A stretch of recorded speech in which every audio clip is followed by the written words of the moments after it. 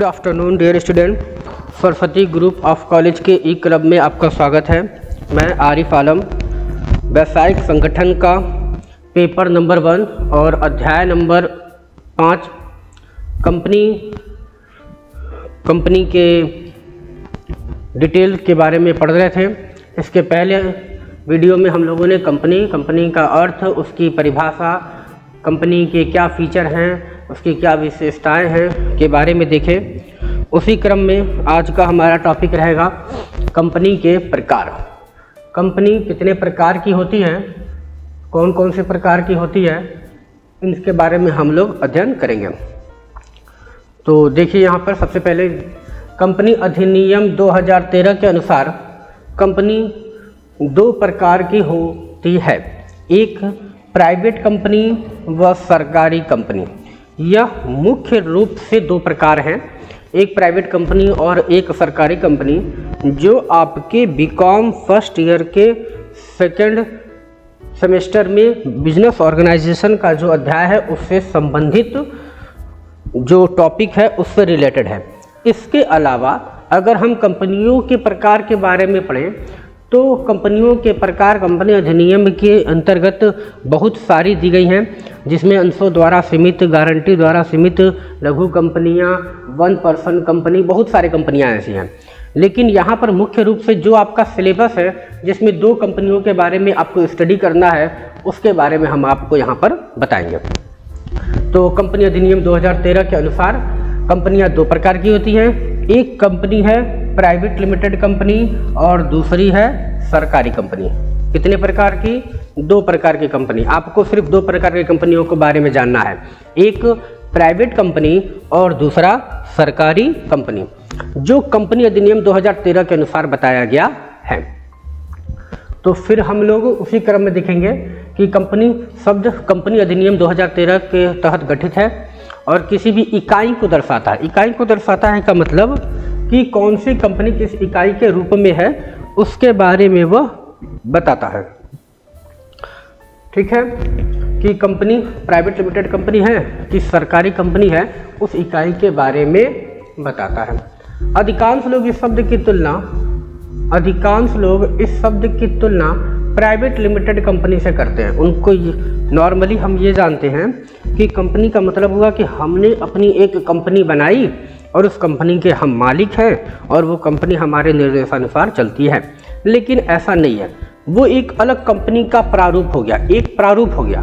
इसको हम लोग नाम देते हैं 1 पर्सन कंपनी, एक व्यक्ति की कंपनी, और प्राइवेट लिमिटेड कंपनी एक अलग कंपनी का गठन हो गया। ये सारे कंपनियों का जो ग्राफ है, जो अलग अलग प्रकार है, ये कंपनी अधिनियम के द्वारा निर्धारित किया जाता है और उसके अनुसार वो कंपनी कार्य करती है। जबकि कंपनियां जो हैं मोटे तौर पर प्राइवेट लिमिटेड कंपनी भी हो सकती है, एक व्यक्ति कंपनी भी हो सकती है, सरकारी कंपनी भी हो सकती है। कंपनी अधिनियम 2013 के अंतर्गत गठित धारा 8 के अंतर्गत जो बताई गई है वो भी कंपनी हो सकती है, अंशों द्वारा सीमित कंपनी हो सकती है, असीमित कंपनी हो सकती है, बहुत सारी कंपनियां हैं।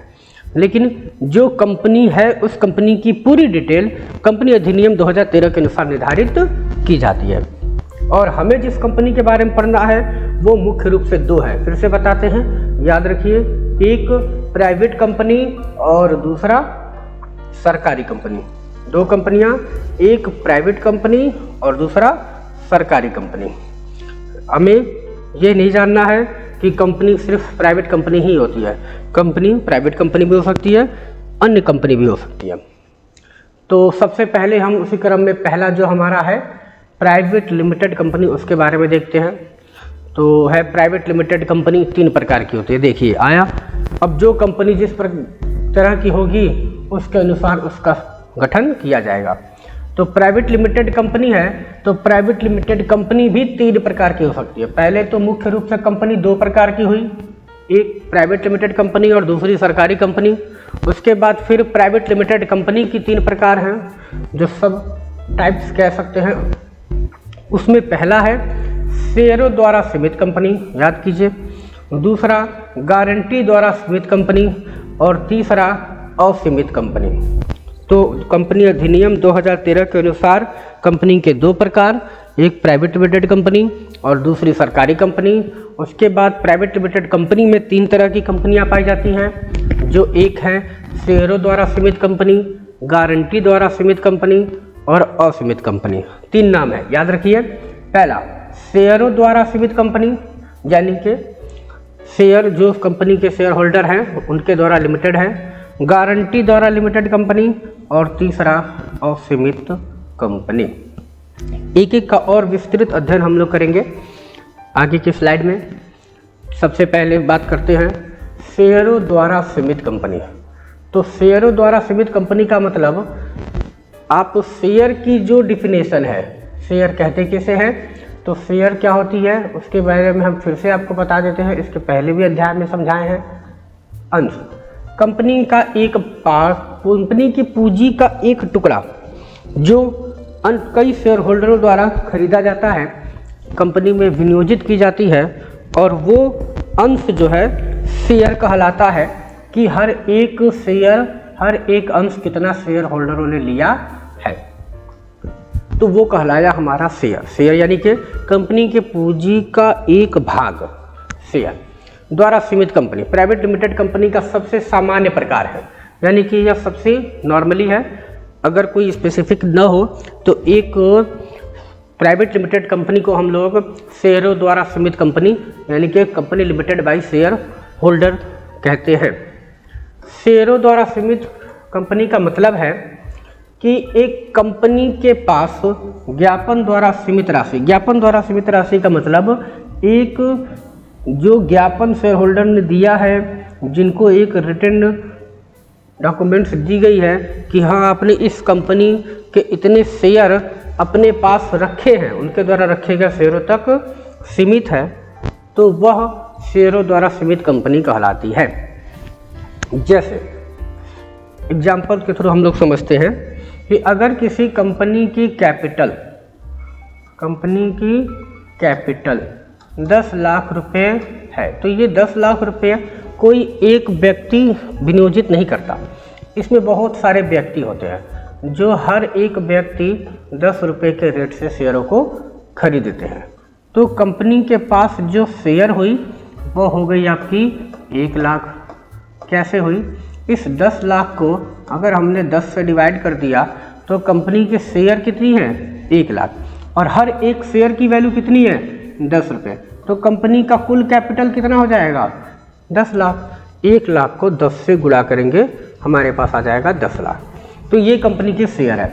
अब इस शेयर में कई सारे शेयर होल्डर हैं। एक है मिस्टर ए, एक है मिस्टर बी, एक है मिस्टर सी, डी, बहुत सारे लोग हैं।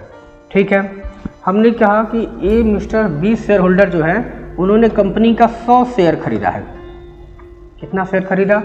कंपनी का 100 शेयर खरीदा। तो 100 शेयर खरीदा का मतलब इन्होंने हर एक शेयर के बदले में कंपनी को 10 रुपये दिया, और कितना कंपनी में पैसा इन्वेस्ट किए? 1000 रुपये। तो ये 1000 रुपया जो है मिस्टर बी का शेयर है जो कंपनी में रखा गया है शेयर के रूप में। और अगर कोई कंपनी लिक्विडेटेड होती है, समाप्त होती है, तो फिर इनकी जो लायबिलिटीज होगी, ये सीमित कंपनी का मतलब क्या हुआ? इनकी दायित्व तो जो है वो कहाँ तक बनेगी? वो इनके द्वारा अंश खरीदे गए संख्या की मात्रा पर निर्भर करता है। यानी कि अंशों द्वारा शेयरों द्वारा सीमित कंपनी वह कंपनी है जो कंपनी के शेयर होल्डर कंपनी में जितना शेयर लगाए हैं वहाँ तक लिमिट होगी, इसके आगे उनका कोई दायित्व, कोई राइट कंपनी पर नहीं होगा। तो ऐसी कंपनी को शेयरों द्वारा सीमित कंपनी कहते हैं, जो प्राइवेट लिमिटेड कंपनी का एक भाग कहलाता है। प्राइवेट लिमिटेड कंपनी के दूसरे भाग में है कंपनी लिमिटेड द्वारा गारंटी।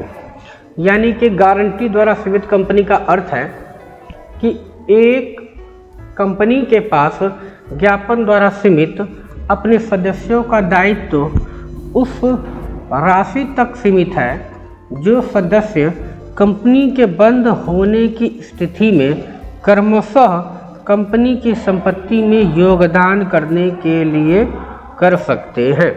इसका क्या मतलब हुआ कि कंपनी लिमिटेड द्वारा गारंटी यह कंपनी हुई कि जो कंपनी ये निर्धारित करती है कि हर एक शेयर होल्डर कंपनी के लिक्विडेशन होने के टाइम, यानी कि अगर कंपनी बंद होती है तो उस समय कितना पैसा कंपनी के संपत्ति में योगदान के लिए वाद कर सकते हैं। यानी कि यह कंपनी द्वारा निर्धारित किया जाएगा कि किसको कितनी लायबिलिटीज और कितनी एसेट की वैल्यू दी जाएगी। तो पहला अंशों द्वारा सीमित कंपनी, दूसरा कंपनी लिमिटेड द्वारा गारंटी, कंपनी गारंटी देगी शेयर होल्डरों को, और तीसरा प्राइवेट लिमिटेड कंपनी में हमारे पास आया असीमित कंपनी। तो असीमित कंपनी का मतलब ये हो गया कि जो सीमित नहीं है। तो सीमित क्या है? सीमित दो है, दो तरह की कंपनियां जो सीमित है। पहली सीमित थी अंशों द्वारा और दूसरी सीमित थी कंपनी द्वारा, कंपनी के दायित्वों द्वारा, और तीसरा है प्राइवेट लिमिटेड कंपनी का असीमित कंपनी। तो एक असीमित कंपनी का मतलब है कि कंपनी के पास अपने सदस्यों के दायित्व की कोई सीमा नहीं है। यानी कि अगर कंपनी का लिक्विडेशन होता है, कंपनी की समाप्ति होती है, तो उनकी भी समाप्ति हो जाएगी। उनके जो भी दायित्व है वह असीमित मात्रा में वसूली जाएगी।